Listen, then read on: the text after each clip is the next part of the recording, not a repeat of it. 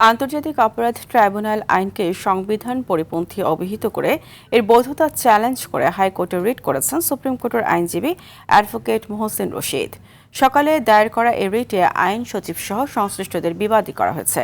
আবেদনে আইন অনুযায়ী 1973 সালের আন্তর্জাতিক অপরাধ ট্রাইব্যুনাল আইন রহিত করার জন্য প্রয়োজনীয় ব্যবস্থা নেওয়া সহ তা অবৈধ ও বাতিলের নির্দেশনা চাওয়া হয়েছে।